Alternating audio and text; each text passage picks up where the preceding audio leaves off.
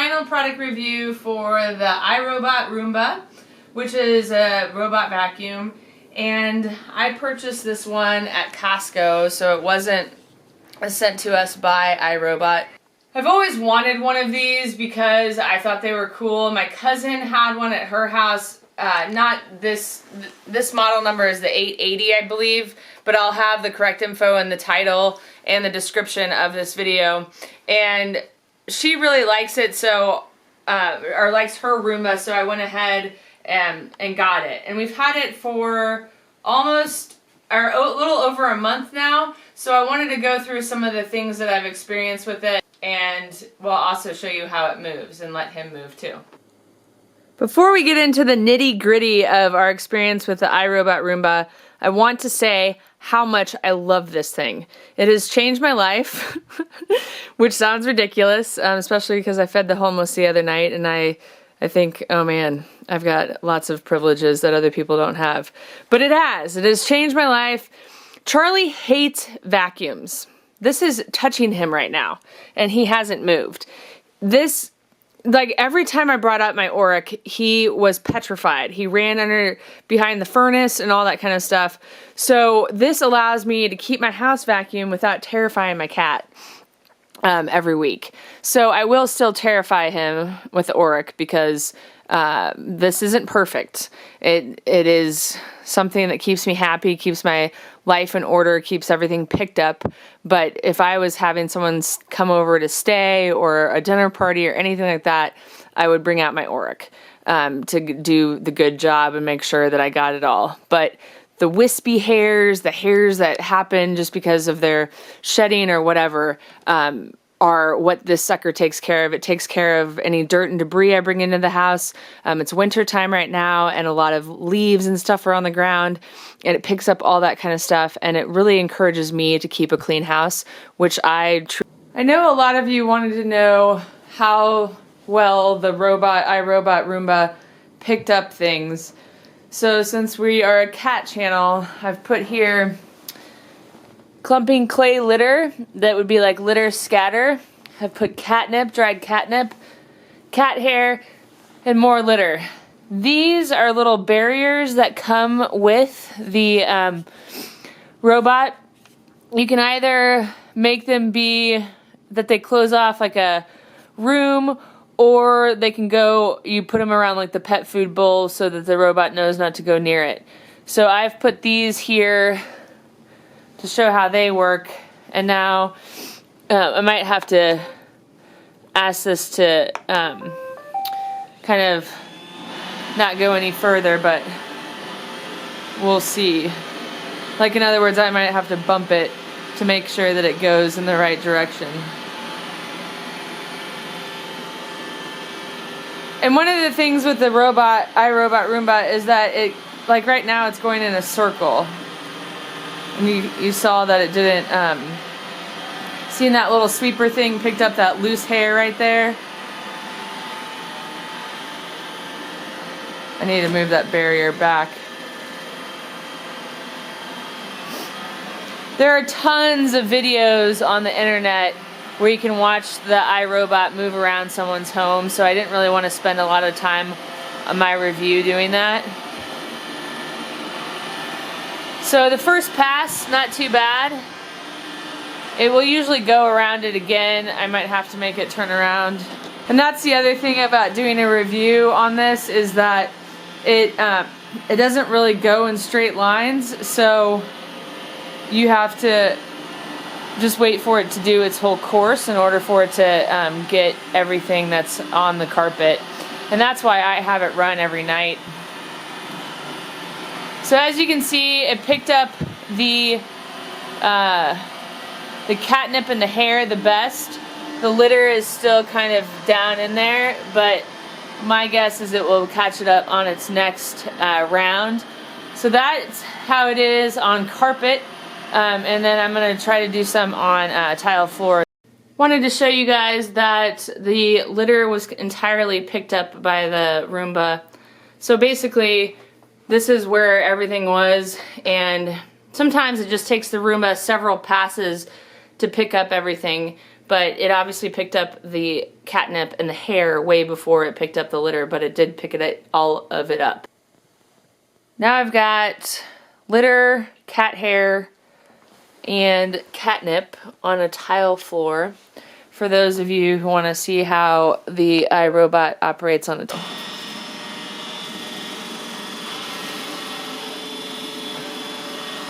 So it doesn't always pick it up the first round. As you can see, it takes a lot of passes for it to pick it up. But I take it up to my bathroom where I have two litter boxes and have it run up there. And, you know, it does take several passes for it to pick it all up. It might not pick up some of the stuff in the grout area, like all of that. But it should pick up stuff on top of the grout.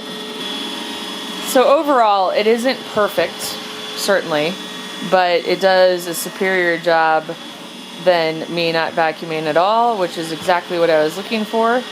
And I just don't, like, you know, with litter, I get a little bit of litter on my tile floor upstairs, but I also have, let's see if I can get that to collect, but I also have litter mats to collect some of that scatter that comes off. So yeah, it picked up a good portion. It's still got some catnip to pick up, but that should give you an idea of how it does on This is one of my absolute favorite things about the iRobot Roomba, that it goes under things. So it just went under this side table, and it will go under my couches, my ottoman, my bed, and gets all the hair that flies underneath there, which is fantastic. And you can tell both of the cats are still, a month later, very interested in it. See how it just went under the ottoman, and it will clean under there and then come back out. So it's nice because the cats are entertained, they're not scared of it. Charlie tries to play with it. And Trig sometimes will hiss at it if it comes at him because he thinks it's like attacking him. Maybe he'll do it now. Wow, I've never seen Tiggy not move from it. Sorry about the lighting, that's just my living room in the winter. So it's been great cat entertainment. I mean, as soon as I do have it on a schedule, and wanted to mention that as well. One of the things that has circulated the internet about these robot vacuums, that's usually how he responds, is that a pet owner had one, and you can schedule it to run every single day. And they had it scheduled to run overnight, and overnight their dog had a diarrhea attack. So while they were sleeping, literally the iRobot went to clean, went right through the diarrhea attack and tracked the diarrhea attack all over the house. So rather than having a concentrated area to clean, the pet owners had a huge mess to clean up.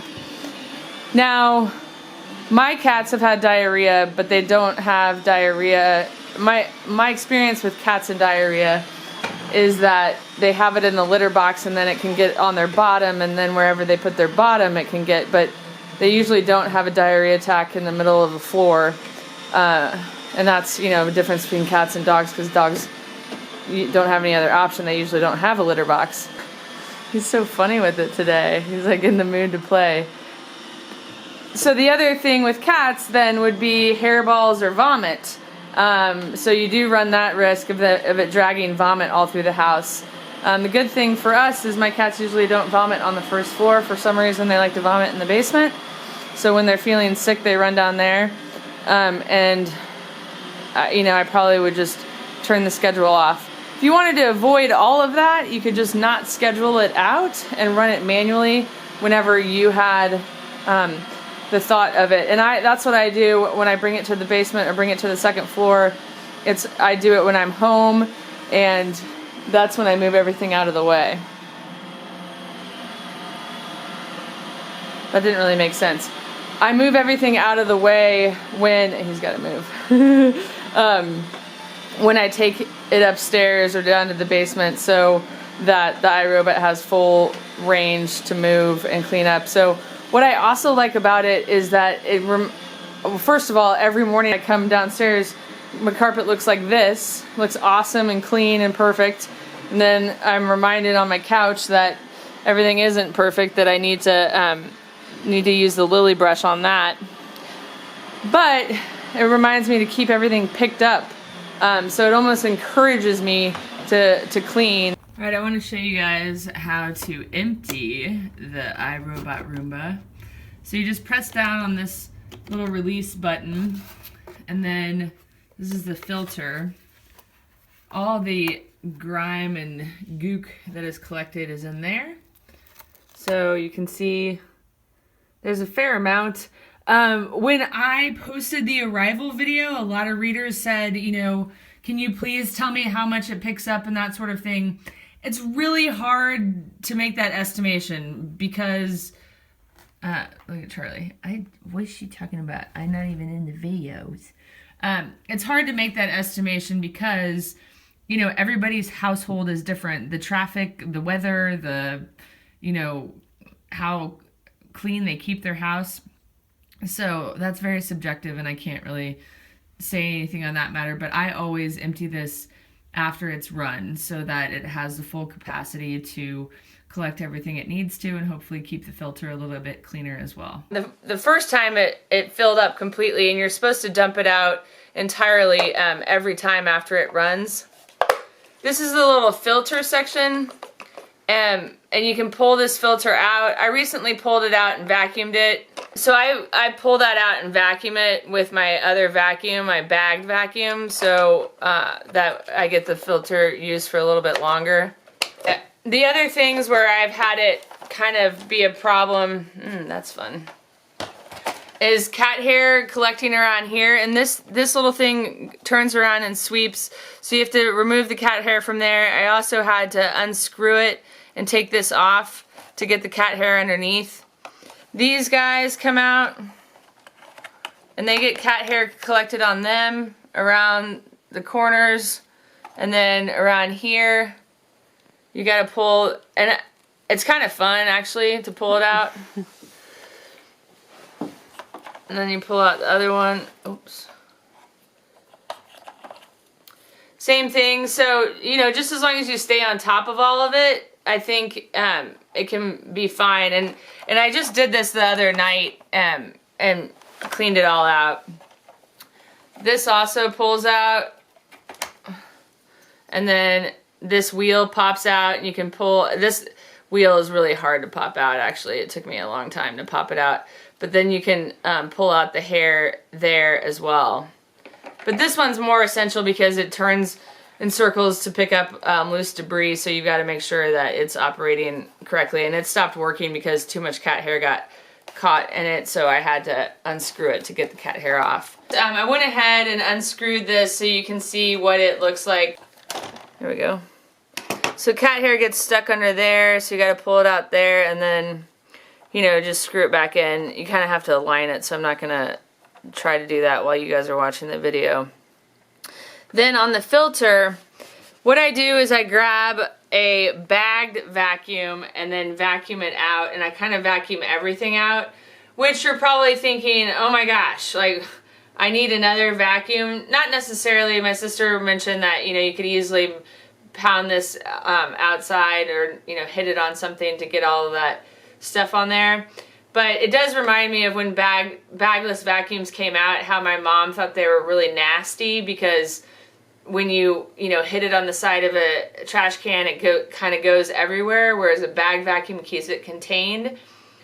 Regardless, I absolutely love this thing. It has made my life so much easier, so much happier, so I don't really care if I have to spend 15 minutes once a month making sure that it lasts for longer. So here we go.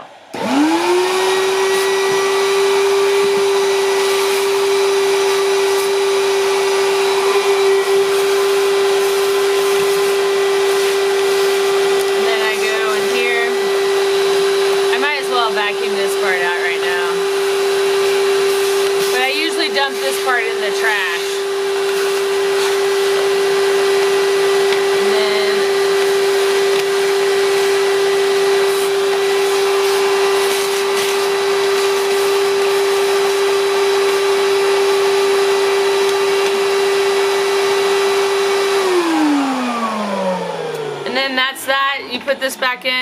thing. It's like this. It does come with one extra filter, and then you can buy extras, you know, online, or I think probably only online.